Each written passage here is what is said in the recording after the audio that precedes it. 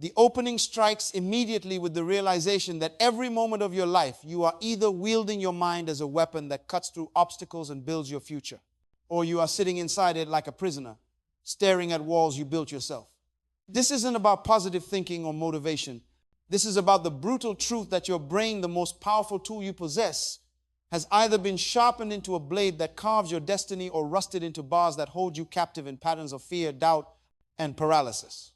The tragedy is not that you face obstacles in life.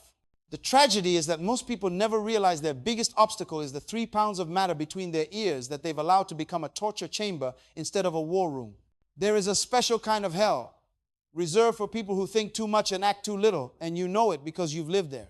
You've spent hours, days, months analyzing every possible outcome, playing out every scenario, preparing for every disaster until the weight of all those thoughts crushed your ability to move forward.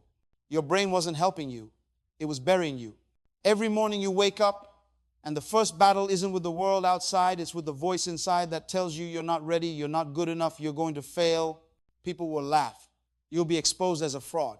And the worst part is you believe it because that voice sounds like you, feels like you, and over time you can't tell the difference between wisdom and fear anymore. Let me tell you something about how prisons are built inside your mind. They don't appear overnight. They're constructed brick by brick, usually starting in childhood, through rejection, through failure, through someone's careless words that landed in your heart like shrapnel. Maybe it was a parent who told you that you weren't smart enough. Maybe it was a teacher who made you feel small. Maybe it was a relationship that ended and convinced you that you're not worthy of love. Each experience became a bar in your cage, and over years you stopped even testing the door because you assumed it was locked. Your brain took these isolated incidents and built an entire belief system around them, a narrative that says, this is who you are, and you accepted it as truth instead of recognizing it as trauma, masquerading as identity. You are tired, not the kind of tired that sleep fixes, the kind of tired that comes from fighting yourself every single day, the kind of exhaustion that settles into your bones when you've spent years at war with your own thoughts, trying to convince yourself you're worthy, you're capable, you're not a mistake. Every decision becomes a battlefield. Every opportunity becomes a threat. Every moment of potential becomes a moment of panic because your brain has been programmed to protect you from pain by keeping you small, keeping you safe, keeping you stuck. And the cruelest part is that this exhaustion feels like who you are now, like it's your personality, your nature, when really it's just the symptom of a mind that's been weaponized against itself. Rejection doesn't just hurt, it rewires. When you face rejection, especially repeated rejection, your brain doesn't file it away as an isolated incident. It creates neural pathways, patterns of thinking that say, this will always happen, you will always be rejected, don't even try. Your mind is trying to protect you from future pain by convincing you to stop reaching, stop trying, stop hoping. It's like a computer that's been infected with malware. The system still runs, but everything it does now is designed to keep you isolated, small, and scared. You start rejecting yourself before anyone else can. You disqualify yourself from opportunities before you even apply. You end relationships before they can end you. And you call this wisdom, maturity, being realistic, when really it's just fear wearing a mask. There is a conversation happening in your head right now, and it's been happening for so long that you don't even notice it anymore. It's the constant commentary, the running criticism, the voice that narrates your life with suspicion and judgment. You walk into a room and it tells you everyone is looking at you, judging you, finding you lacking. You try something new and it reminds you of every time you failed before. You have a moment of joy and it whispers that it won't last, that you don't deserve it, that it's all going to fall apart. This voice has become your default setting, the background noise of your existence, and over time you stop questioning whether it was telling you the truth. You just assume that if your own brain is saying it, it must be accurate. But here's what you need to understand, that voice isn't you. It's the accumulation of every wound, every fear, every lie you've been told and told yourself, and it's running your life like a dictator runs a country. You might be smart. You might have degrees, achievements, accomplishments. You might be able to solve complex problems and analyze situations with precision. But intelligence without wisdom is just a sharper cage. You can think your way into depression. You can reason your way into paralysis. You can analyze yourself into complete inaction. Because intelligence asks what could go wrong, while wisdom asks what if it goes right. Intelligence sees obstacles. Wisdom sees opportunities. Intelligence protects. Wisdom propels. And too many brilliant people are trapped inside brilliant minds that have become mazes with no exit because they've confused the ability to think with the ability to live. You have spent years, maybe decades, trying to become the person everyone else needs you to be. And in the process, you lost sight of who you actually are. Your brain has been programmed to scan every room for approval, to adjust your personality based on who's watching, to suppress your truth in order to keep the peace. You don't even make decisions anymore based on what you want. You make them based on what will cause the least conflict, generate the most approval, keep everyone comfortable except you. And this isn't kindness. This isn't love. This is survival mode, where your brain has decided that your acceptance in the tribe is more important than your authenticity as a person. You're using your mind not to build your life, but to perform someone else's version of it, and the exhaustion you feel is the cost of that performance. There is a principle in nature that most people never stop to observe, and it's this. A lion cub doesn't become a lion by being taught how to roar. It becomes a lion by being placed in situations where roaring is the only option. The instinct is already there, buried in its DNA, written into its design before it ever opened its eyes. But if you take that cub and raise it in captivity, feed it from a bowl, protect it from danger, keep it comfortable, something tragic happens. The instinct doesn't activate. The roar stays dormant. The lion grows up but never becomes what it was designed to be. And this is exactly what's happened to your mind. You have the instinct, the capacity, the raw power already inside you, but you've been living in captivity so long that you've forgotten you were built to hunt. Your brain has adapted to the cage. It's learned helplessness instead of learned dominance. And now the very tool that should be tearing through obstacles is sitting passive, waiting for someone to feed it permission, validation, direction. Think about a seed for a moment, not the poetic version, the real version. A seed is placed in darkness, buried under soil, yapoed by dirt and weight and pressure. If you didn't know better, you'd think that darkness was punishment, that the pressure was trying to destroy it. But here's what actually happens in that hidden place. The seed doesn't just sit there, waiting for better conditions. It cracks. It splits open. It sends roots down into the very thing that's crushing it and uses that pressure as the foundation for its growth. The darkness isn't its enemy. The darkness is its activation chamber. Your mind works the same way. The seasons when you feel buried, when you feel like the weight of your thoughts and circumstances is suffocating you, those aren't wasted seasons. Those are the seasons when your roots are going deep, when your foundation is being built, when the pressure is breaking open the shell of who you used to be so something stronger can emerge. But if you panic in the darkness, if you interpret pressure as punishment, you'll abort the process right before the breakthrough.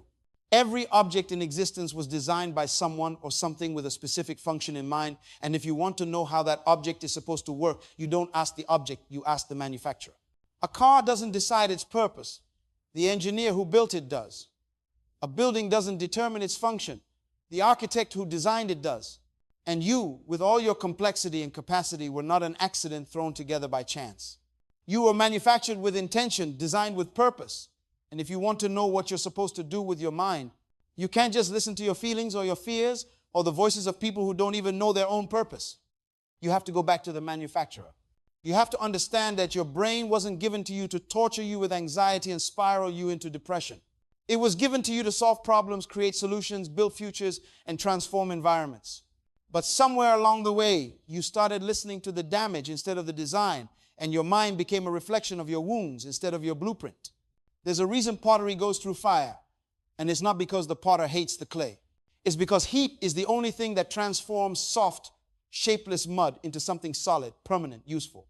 If you pull the clay out of the kiln too early because it's uncomfortable, because the heat is too intense, you don't get a stronger vessel. You get a pile of crumbled dirt. The fire isn't optional. The pressure isn't optional. The seasons of intense mental strain, the moments when your thoughts feel like they're at war with each other, when confusion and clarity are wrestling in your head, those aren't signs that you're breaking down. Those are signs that you're being shaped into something that can hold weight, something that can endure, something that won't shatter the first time life pours pressure into you. Your brain under pressure isn't your enemy. It's your refining process. And if you run from the heat, you stay soft forever. Walk through a forest, and you'll notice something strange. The biggest trees, the ones that tower above everything else, the ones with trunks so thick you can't wrap your arms around them, they didn't grow that way overnight. They didn't grow that way by being loud.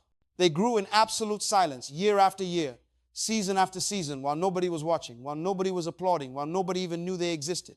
Beneath the surface, their roots were spreading wide and deep, finding water, anchoring into stone, preparing for storms that hadn't even arrived yet. And here's the lesson your mind needs to absorb. Growth happens in silence. Transformation happens in silence. Strength is built in silence. The noise, the applause, the recognition, That comes later, if it comes at all. But the real work, the foundational work, the work that determines whether you stand or fall when life storms hit, that happens when nobody's looking, when there's no audience, when it's just you and your thoughts in the quiet. If you need validation for every step, you'll never take the steps that actually matter. There was once a craftsman who spent years, not days or weeks, but years, sharpening a single blade. People would pass by his workshop and mock him. They'd say he was wasting his time, that he could have made 100 dull blades in the time it took him to perfect one sharp one. But the craftsman understood something they didn't. He understood that a dull blade, no matter how many you make, will always require force, effort, struggle to cut through anything. But a sharp blade, one that's been honed and refined and tested and sharpened over and over again, cuts through resistance like it's not even there. Your mind is that blade. You can leave it dull and then wonder why everything in life feels like a struggle, why every decision feels heavy, why every obstacle feels impossible. Or you can spend the time, invest the effort, endure the friction of sharpening your thoughts, your focus, your mental discipline, until your mind becomes so precise, so clear, so powerful, that cutting through life's challenges becomes effortless. The question is whether you're willing to endure the sharpening process or if you'd rather stay dull and comfortable. Here's a truth that will set you free if you let it. Direction is not the same as movement. You can be moving fast, working hard, staying busy, filling your calendar, checking off tasks, and still be going absolutely nowhere because you're moving without direction. A person can run in circles their entire life and call it progress. They can exhaust themselves with activity and never actually advance. Your mind does the same thing. It stays busy, churning through thoughts, replaying conversations, imagining scenarios, worrying about outcomes, and you mistake that mental activity for productivity. But activity without clarity is just chaos. Movement without direction is just exhaustion. And the reason so many people feel mentally drained is because their brain is running at full speed in every direction except the one that actually matters. You don't need to think more.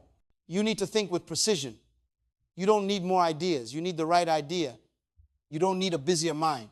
You need a focused one. And focus only comes when you stop letting your brain wander aimlessly and start commanding it to move with purpose. There are seasons in every life when isolation isn't punishment, it's preparation.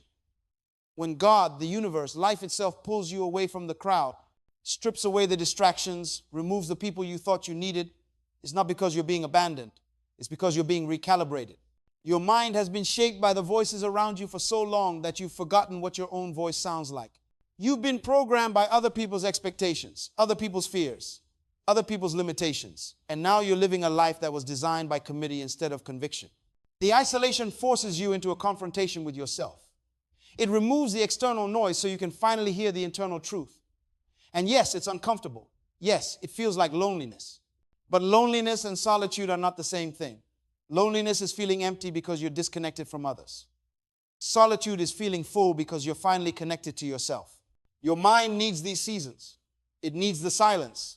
It needs the space. Because transformation doesn't happen in the crowd. It happens in the wilderness. There was a craftsman who lived in a small village, unknown, unremarkable, working in a shop that most people walk past without a second glance. For 30 years, he worked on a single blade, not because he was slow or incompetent, but because he understood something about mastery that the world had forgotten. Every morning, he would heat the metal, hammer it, fold it, cool it, and then start again. People thought he was insane. His own family begged him to just finish something, sell something, make a living like normal people, but he refused. He said the blade wasn't ready. Year after year, he refined it. He removed impurities. He adjusted the balance. He tested the edge against materials that would destroy lesser blades. And then one day, after 3 decades of work that nobody saw, nobody celebrated, nobody understood, he finished. The blade was so sharp it could cut through silk floating in the air. So balanced, you could spin it on a fingertip. So strong it could strike stone and not chip. A master swordsman heard about this blade, traveled across the country to see it, held it in his hands and wept. He said he'd held 1,000 blades in his life, but never one like this. He asked the craftsman how long it took to make, and when the craftsman said 30 years, the swordsman nodded and said, then it was worth it. Your mind is that blade. Right now, it might feel dull, unfinished, covered in the residue of years of misuse and neglect. But every day you choose to sharpen it. Every moment you choose clarity over chaos, focus over distraction, truth over comfort, you're refining it. The world won't see it yet. People will mock the process. But one day, when it matters most, your mind will cut through obstacles that stop everyone else, and they'll ask how you did it, and you'll know it was the years. Nobody saw that made the moment everyone will remember. There was a person, maybe someone you know, maybe someone you've been, who spent 40 years living in fog. Not literal fog, but the fog of confusion, the fog of just going through motions, the fog of doing what they were told without ever asking why. They woke up, went to work, came home, repeated. They had relationships that felt empty, conversations that meant nothing, days that blurred into years. They weren't sad exactly. They weren't even unhappy. They were just numb, asleep while awake. And then one day, something happened. Maybe it was a crisis. Maybe it was a loss. Maybe it was just a random Tuesday when they looked in the mirror and didn't recognize the person staring back. But in that moment, something cracked. The fog didn't lift all at once. It never does. But a beam of light broke through, just enough to see that they'd been living someone else's life, thinking someone else's thoughts, becoming someone else's version of who they should be. And the clarity, when it came, wasn't gentle, it was brutal. It was the realization that they'd wasted decades inside a cage they could have walked out of at any time if they'd just known the door was unlocked. But here's what happened next. And this is the important part. They didn't collapse in regret. They didn't drown in the pain of wasted years. They made a decision. They said, I was asleep, but I'm awake now. I was lost, but I'm found now. I was in a cage, but I'm free now. And from that day forward, every choice they made was intentional. Every thought they entertained was examined. Every relationship they kept was authentic. The last 20 years of their life outweighed the first 40 because they finally learned to use their mind as a weapon instead of wearing it as a cage. You are that person. You're standing at that moment right now. The fog is lifting. The question is what you'll do with the clarity. Imagine a sea, not just any sea, but one that fell into a crack in concrete. No soil, no garden attending to it with care. Just a seed and a crack and the brutal reality of cement pressing down from every side. Logic says that seed should die. Common sense says there's no way it can grow. Every expert would tell you the conditions are impossible. But something happens that defies logic. That seed doesn't accept the limitations of its environment. It doesn't wait for better conditions. It doesn't sit there hoping someone will come along and transplant it to a garden. It begins to push, slowly at first, barely visible. But every day, using whatever water it can find, whatever nutrients exist in that tiny crack, it pushes against the concrete. And concrete, for all its strength, for all its appearance of being unbreakable, has a weakness. It can't adapt, it can't grow, it can't change, but the seed can. So day after day, week after week, the seed keeps pushing. And the concrete, little by little, begins to crack wider. And then one day, months or years later, you walk past that same piece of concrete and you see something impossible. A plant, green and alive, growing straight through the cement, breaking it apart from the inside out. The seed didn't wait for permission. It didn't need perfect conditions. It just used what it had, kept pushing, and refused to let its environment define its destiny. Your mind is that seed. Right now, you might feel surrounded by impossible circumstances, buried under the weight of limitations, stuck in conditions that seem designed to keep you small. But you have a choice. You can accept the concrete as your ceiling, or you can start pushing, using whatever strength you have, whatever resources exist in your situation, and trust that consistent pressure applied in the right direction will eventually break through anything. Before I continue, answer one question honestly. When was the last time you used your mind to build something instead of using it to destroy yourself? When was the last time your thoughts moved you forward instead of holding you back? When was the last time you woke up and your first instinct wasn't fear or dread or the exhausting weight of everything you think is wrong with you, but excitement about what you could create today? If you can't remember, if that question just exposed a wound you've been ignoring, then you need to understand something. Your mind has been hijacked. It's been reprogrammed to work against you, to protect you by limiting you, to keep you safe by keeping you small. And every day you accept that as normal, every day you treat mental prison as just the way things are, you're choosing the cage. But if you're still listening, if you made it this far into this message, something inside you is waking up. Something inside you recognizes that this isn't how it's supposed to be. Something inside you remembers that you were built for more than survival mode, more than just getting through days, more than managing dysfunction. You were built to conquer, to create, to command your thoughts instead of being commanded by them. And that's something that's waking up right now. That flicker of recognition, that spark of clarity, that's not motivation. That's activation. That's your true design breaking through years of false programming. That's the weapon remembering it was never supposed to be a cage. Your brain is not the problem. Your programming is. And the moment you understand that distinction, everything changes. See, you've been walking around thinking something is fundamentally wrong with you, that you're broken beyond repair, that the way your mind works is just who you are and you have to accept it. But that's a lie. Your brain is functioning exactly as it was trained to function. If you train a dog to fear loud noises, it will cower every time thunder rolls. If you train a child to associate failure with shame, they'll avoid risk their entire life. And if you train your mind through years of trauma and rejection and negative self-talk to see danger in opportunity and threat in growth, then that's exactly what it will do. Not because it's defective, because it's obedient. It's doing what you taught it to do. And if you taught it fear, you can teach it courage. If you taught it limitation, you can teach it expansion. If you taught it to be a cage, you can teach it to be a weapon. But teaching requires repetition. It requires consistency. It requires you to stop waiting for one magical moment of transformation and start making 1,000 small choices that reprogram your default settings. Listen to me carefully. You think in silence. You plan in silence. You conquer in silence. The world celebrates noise, but power is built in quiet. Every great movement in history started in someone's mind before it touched the world. Every invention, every revolution, every shift in human civilization began as a thought in silence, refined in solitude, sharpened in the hidden place where nobody was watching. The problem is you've been conditioned to believe that if nobody sees it, it doesn't count. If nobody applauds it, it isn't real. If nobody validates it, it has no value. So you externalize everything. You perform your growth instead of actually growing. You announce your intentions instead of executing them.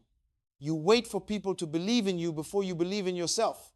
And your mind stays weak because it never gets to do the heavy lifting in private. It never builds the muscle that comes from pushing through when nobody's there to encourage you, from making the right choice when nobody's there to witness it, from sharpening your thoughts when there's no reward except the sharpening itself. The weapon is forged in silence. The cage is built in noise. There is a moment that's coming for you, and you need to be ready for it.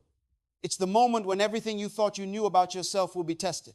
When the old version of you and the new version of you will stand face to face, and you'll have to choose which one gets to live.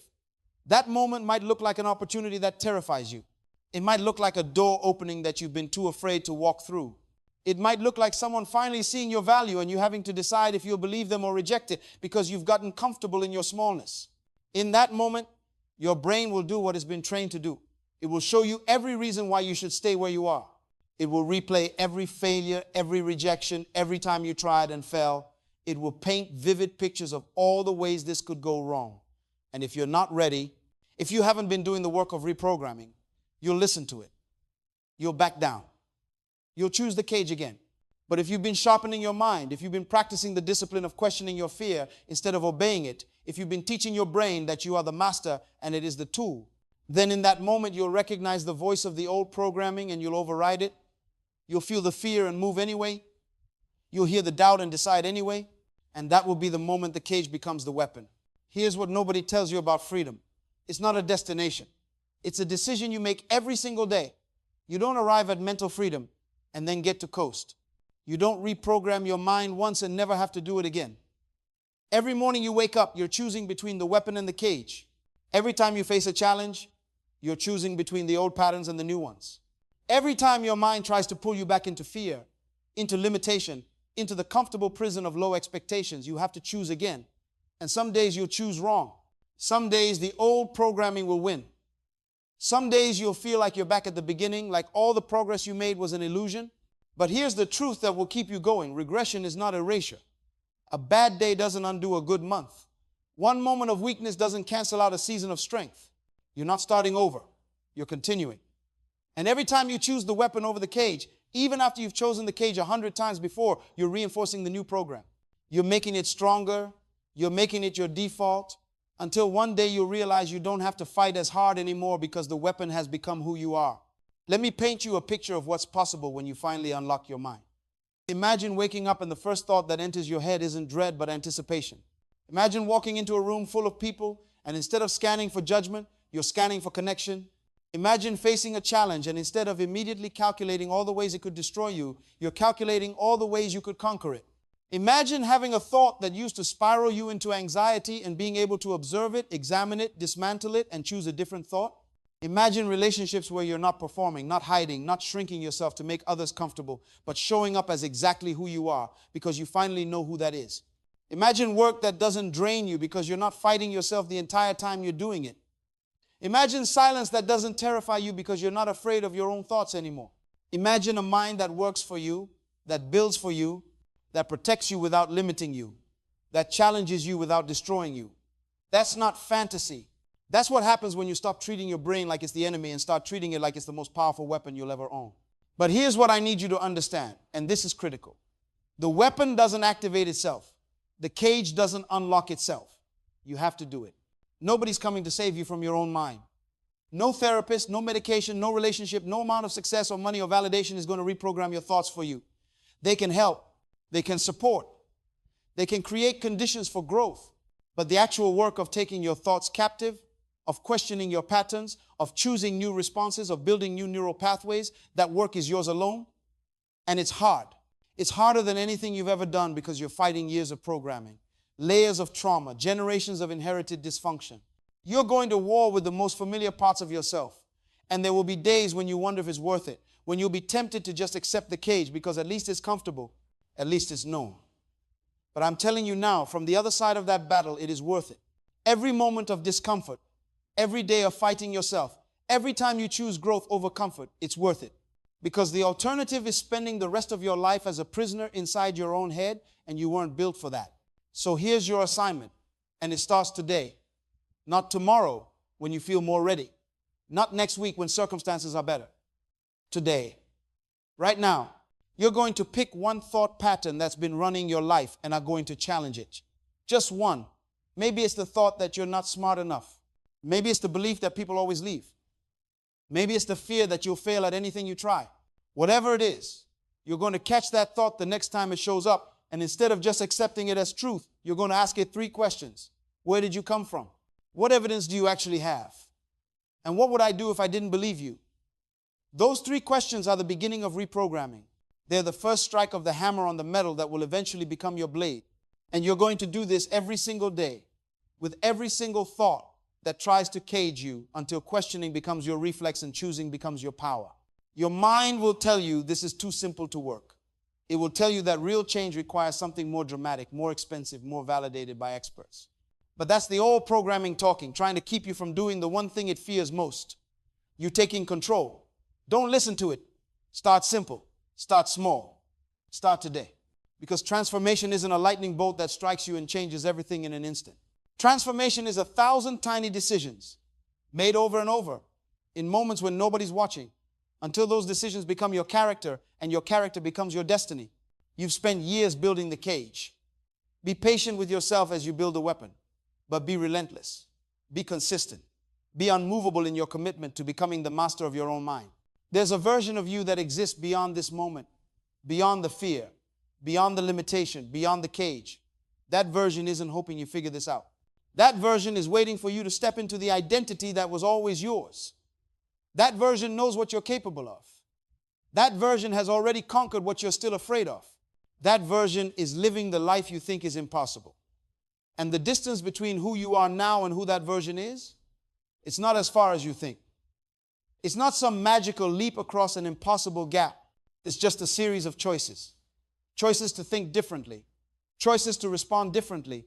Choices to show up differently. And every choice brings you closer until one day you look around and realize you're not becoming that person. You are that person. The weapon was always there. You just had to remember how to use it. If this message spoke to your heart, if something in these words resonated with the part of you that's been fighting to break free, share it with someone who needs hope today. Send it to that person who's been stuck, who's been struggling, who's been living in the cage and doesn't know there's a way out.